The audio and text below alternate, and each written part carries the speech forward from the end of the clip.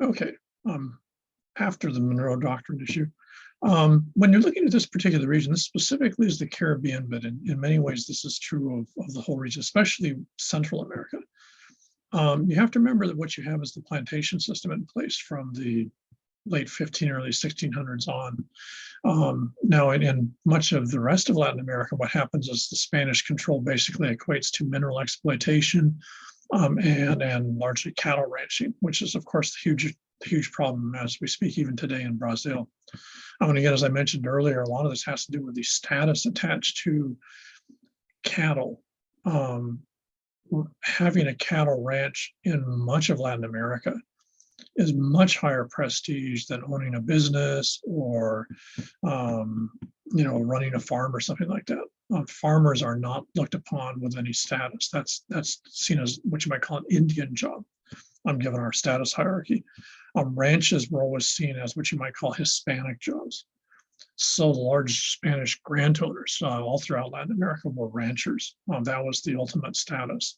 Now, in many cases, they had multiple industries, but of course, the other big thing that was true in a lot of this region was mineral exploitation, gold, silver, lead, you name it. But it was all tied to the idea of the rancheria and then the idea of the vaquero, the cowboy, the rancher.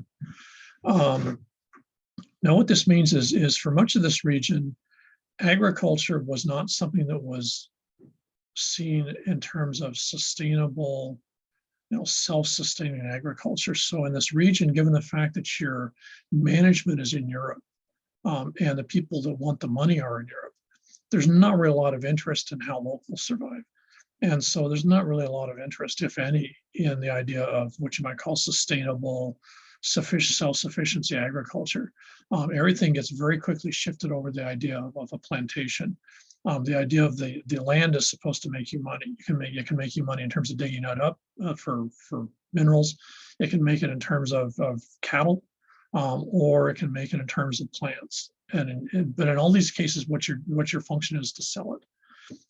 So the Caribbean is actually the first, wholesale plantation system globally, at least in the European model. And much of Latin America then very quickly follows on, especially Central America, which is not surprising since it's totally right next to the Caribbean. The key with plantation agriculture, and if you think we had it here, is that it's monocrop. You're only going to make money, for example, here in Hawaii, as in a lot of other places, including a lot of Central America. You make your money off of either bananas or you make your money off of sugar. And the more acres of bananas you grow, the more you're going to make off of that, because now you control a larger part of the market of banana consumption or sugar consumption. So what you get is what we call monocrop, in the sense that you put hundreds, thousands, tens of thousands, of acres in one single plant, because that allows you to basically, expand your production. You get to what we call economy of scale. If you're gonna, for example, here, if you remember Dole pineapple down in Ivalé, that only worked. You could only afford a factory if you had thousands of acres in pineapple, because you needed to have all that pineapple coming in so that you could then have afford to have the factory turned on and have people, turning the pineapple and putting into the little tins. And that only works when you've got a lot of pineapple. The minute the amount of pineapple starts to drop, then you've got to shut that factory down because you don't have enough of the product coming in to make money processing. So the same thing happened here with sugar. We were just not price competitive, and then with bananas also. So monocrop plantation agriculture is based on size. The more acres, the better off you are. And the problem you get into, of course, from an environmental standpoint, is when you have a monocrop system, if you only have hundreds of thousands of acres in, for example, sugar, then the chances are very, very good that two things will happen. One is that environmentally, you're going to have huge consequences because, the planet was never designed to have hundreds of thousands of acres of a single crop and everything else missing. So you've now got rid of the complete biodiversity of the place and replaced it with a single thing, which means all sorts of other plants and animals. The plants you're going to get rid of, the animals can't survive because of whatever they use isn't there. Secondly, is because you've got so much of just, again, hundreds of thousands of acres in it. So an almost guaranteed chance that what's going to happen is there's going to be some sort of pest. Could be a fungus, could be a virus, it could be a bug, it could be whatever, that's going to start to hit onto this massive amount of what it sees as food, because you've really got hundreds of thousands of acres of stuff it can eat, and there's no diversity. So there's no spacing out of this thing. And so in this particular system, what happens is monocrops are incredibly vulnerable. Also, many of them, sugar being a classic example, are very, very picky in terms of the climatic conditions they want. It has to be certain types of temperature, has to be a large amount of water. Sugar is very water intensive. And so, you need to have those particular climatic conditions. If something happens to those climatic conditions, and in some cases, ironically, it happens because you've now planted hundreds of thousands of acres of sugar, that changes the climate conditions in their microclimate in that particular region, maybe less waterfalls, and now you can't, you can't expect the sugar to have enough water unless you divert a river, unless you put pesticides down, deal with all these other issues. So it's sort of like it's like going up an escalator. The more you maximize production of one particular crop, the more that you leave yourself vulnerable and at risk for a whole mess of factors: climatic, rainfall, pest, you name it, soil conditions, which are going to constantly require more and more effort on your part to modify and change that environment to keep that crop going to the point where it's not going to be viable anymore. So monocrop agriculture is scary. It's a real bad idea. It's the way we do things in the 21st century.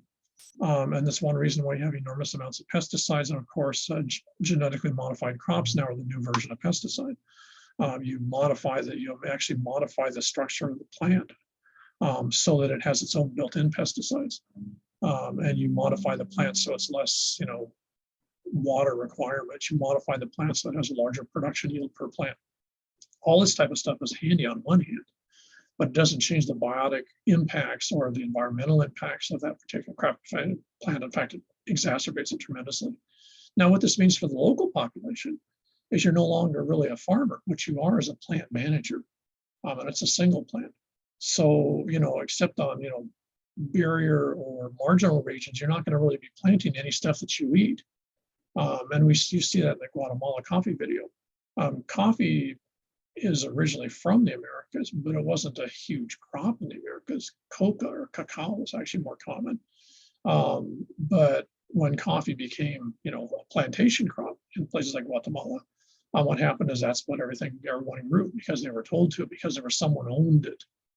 And that was the only option. So what happens is you become managers and caretakers of the coffee plantation. Now, the problem you get into is, of course, is in that video points out, if all of a sudden the value or the cost of coffee in terms of what it's worth starts to drop, then the guys that are back in Europe or the US or wherever are going to say, well, this isn't a viable plant. Well, you can't tear up trees. It's too expensive. So you just are going to abandon it. You're going to find someplace else to grow something else because you can. You're some large scale investor. And what that means is all the folks that live on that particular property that usually don't own it, they're actually there as farm workers, or what we call plantation workers here. Suddenly find themselves not only out of jobs because all of a sudden the company's left, but now they find themselves living maybe hundreds, if not thousands of acres of a plant that they can't even make any money picking the crop off the plant because it's not competitive in the world market. So if you would to, plantations are just another form of factory. The same way that factories in China can be competitive with factories in Vietnam or Malaysia. Plantations here in Hawaii were competitive with plantations in Latin America.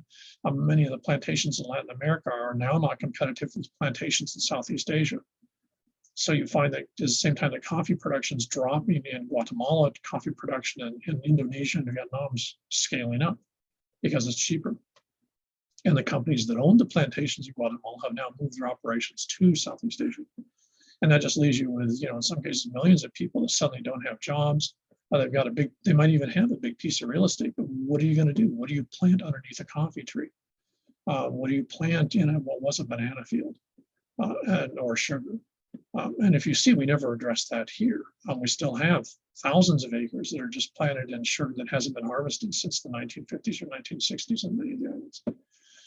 So monocrop plantation has an enormous amount of impacts. And those really impacts the folks that are the actual owners because they just find some new place to invest their money, some new place to set up another plantation factory. So the folks in these countries having enormous problems. In many cases, the educational level is very poor because they were just working in plantation. In most cases, certainly true in Latin America's other regions, they don't own the property. So they don't even have the ability to basically, manage the land and change it to something else because it isn't their property. In the Caribbean specifically, to a certain extent, in parts of Latin America, most especially say Brazil, Colombia, and such like that, but especially in the Caribbean, which you also find in, is your actual working population, your plantation workforce, your local workforce, is in many cases at least part, if not majority of the while, basically ex-slaves, folks that were brought in as labor forces from the 1600s on. And what this means, of course, is, as we talked about earlier, there's this enormous gap between the folks on the plantations and the folks that manage or run the plantations. And if you go back and watch that Guatemala video a little more and watch it again, maybe with the sound off, you'll notice that the folks in charge look very, what you might call North American or European. The folks that are actually working the plantations, the guys that are picking the coffee or working in the fields, look very, very Indian. And again, as I mentioned earlier, this is the huge gap you have in the Latin American regions between these two types of folks. And the Caribbean is a little bit different. What you're going to find is your Creole population that makes up your population of places like Jamaica is going to look very much like a combination of their Native American and African heritage. Think of the folks in Jamaica, the Rastafari movement, for example. Your folks in charge might look, equally African, American if they were north of the border. But in reality, what you notice is when they speak a very, very different language. They speak fluent, very good French, or fluent, very good Spanish, or fluent, very good English. And they've gone to good schools. Versus the larger part of the population, which speaks, whatever the local Creole is. In Haiti, the local Creole is going to be French, Creole-based Creole. In Jamaica, it's going to be English-based Creole, which you can hear if you go back and listen to Bob Marley. So what these do is these make these enormous class differences. Actually, very similar to Europe when you think about it, because places like England largely base themselves on how you speak is much more definer of who you are socially than the color of your skin in many ways. And that's certainly true in the Caribbean, Latin American region. Now, where this gets very complicated is in the late 20th century when the plantations disappear or start to disappear and economic troubles show up. As here in Hawaii and many other places, of course, what happens, these regions jump on tourism. Tourism, especially in the Caribbean, becomes the escape route for countries or territorial regions that do not find themselves able to compete in the global market of the plantation anymore. It also has the huge advantage that in many of these regions, since your tourism industry wants to be near the coast, near beaches and such like that, you can pretty much ignore the plantation, planting that you've still got. So you can, if you're Jamaica, you can still have tens of thousands of acres of banana, coffee and stuff like that. And you don't really care because the tourism industry is setting itself up on other places. And so that means that you can just sort of ignore the issue, which is eventually, what are we going to do with this property? And if you see here in Hawaii, we have that in a perfect case here on Oahu. Even though we're in the Pacific, we've got exactly the same model. And so what you find is the plantations were just sitting there. You still drive out to Evan, you can still find acres of sugarcane out there. What you find is a lot of it's now been converted into subdivisions because that's the, why not? Because the plantation industry just left this quote empty space. And you put your tourism areas in, Kapolei, you put your tourism in Waikiki or say Turtle Bay or wherever, and it's not actually competing with the areas that were in plantations. So because tourism generates so much revenue, you can take your time if you want to think about it and basically decide, if you want to call it that, what you're going to do with your plantation land. In the Caribbean, of course, the complexity is you don't have the complex mix of various ethnic groups that have a strong sense of ethnic identity like you do here.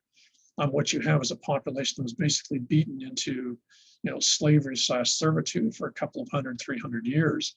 And this very strong class segregation means that they have a very different relationship with tourism. There's no concept of sort of the Polynesian accommodation of others.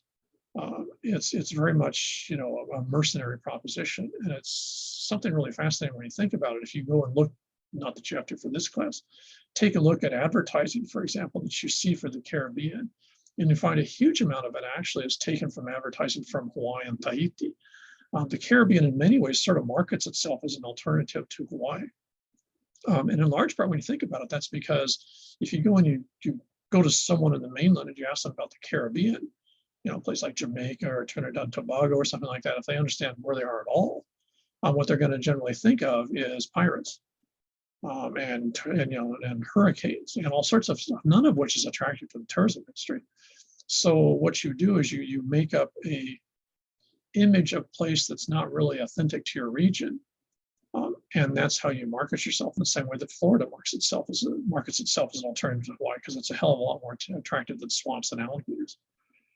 So what you get then is the local population's in a rather odd situation, because they're not from the Pacific. They do not have the Polynesian ethos of dealing, of generosity towards others, you might say, that you don't know. They have an entirely different ethos, and their ethos is much more sort of aggressive in the sense of, relating to these hundreds of years of, exploited history. And so, and what you find in much of the Caribbean, that's also true in Latin America, you have to keep your tourism industry separate from your local population. You're not going to find a huge, fantasy of folks from, say, North America or Europe that want to go live in a, in the worst neighborhoods in Kingston, Jamaica, just because they want to get a sense of what the local population really lives like. They're not interested in that type of authenticity. And so what you get is there's a much more fantasy component to the tourism market in the Caribbean, Latin America, that has to do with fantasies that are not of that place. There are a few exceptions. Costa Rica is an exception that actually has worked very well, but many of these areas actually market themselves as something they're not, especially the Caribbean. Places like Mexico are a little more complicated there, which does, even more so than here, you sort of market like Europe does, which makes sense given the European modeling. And then you model on the past. You use your history.